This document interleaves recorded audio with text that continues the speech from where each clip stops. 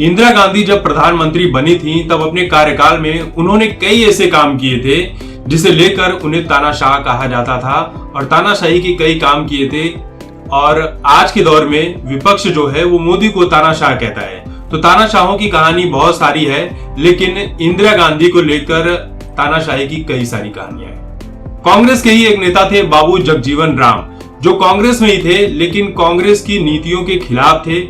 इंदिरा गांधी से उनकी नहीं जमती थी क्योंकि वो तानाशाही का काम करती थी और इसी वजह से उन्होंने जो है कांग्रेस से दूरी बना ली थी। और इंदिरा गांधी के इसी तानाशाही रवैये के खिलाफ जाकर उन्होंने कांग्रेस पार्टी छोड़ी और उनके खिलाफ एक शंखनाद कर दिया था। जनता की नजरों में जगजीवन राम की क्या भूमिका थी, क्या उनका कद था, ये एक कहानी से आप समझ लीजिए।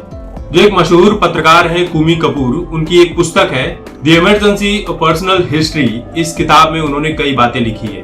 जब जगजीवन राम ने कांग्रेस से इस्तीफा दिया तो उन्होंने एक रैली की थी और उस रैली में बहुत ज्यादा भीड़ जमा हो गई थी उन्हें देखने के लिए, उनकी बातों को सुनने के लिए। उस वक्त संडे के दिन 4 बजे फिल्म आया करती थी, एक फिल्म रिलीज हुआ करती थी उस दौरान। और उस दिन संडे 4 बजे वक्त नाम की एक फिल्म रिलीज होने वाली थी। लेकिन इंदिरा गांधी को लगा कि भीड़ बहुत ज्यादा पहुंच जाएगी उनकी रैली में जगजीवन राम के, तो उसे रोकने का कुछ जुगाड़ करना पड़ेगा।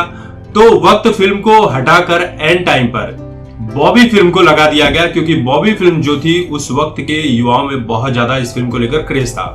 बहुत सारे अश्लील सीन भी है इसमें और इस चीज को देखने के लिए, जैसा कि आज बहुत इजीली अवेलेबल हो जाता है बहुत कुछ, तो उस फिल्म में कुछ कुछ छोटी छोटी चीजें जो उस वक्त के लोगों को काफी लुभा सकती थी, तो इंदिरा गांधी ने वो फिल्म लगवा दी दूरदर्शन पर, ताकि जनता जो है वो फिल्म देखने में बिजी हो जाए और वो इनकी रैली में ना आए।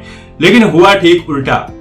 भीड़ जो है और भी ज्यादा दुगनी चौगनी तरीके से उस जगह पर पहुंचती है रैली में और देखने पहुंच जाती है।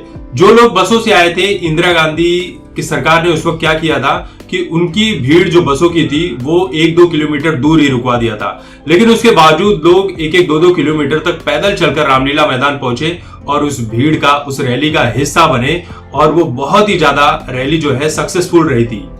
अब सोचिए कि इंदिरा गांधी के ही पार्टी के नेता थे जगजीवन राम, लेकिन उन्हीं की भीड़ को रोकने के लिए उनकी क्या पॉपुलैरिटी थी, उसे जनता के बीच न जाने देने के लिए क्या क्या जुगाड़ किए गए, लेकिन सारे जुगाड़ इंदिरा गांधी के फेल हो गए।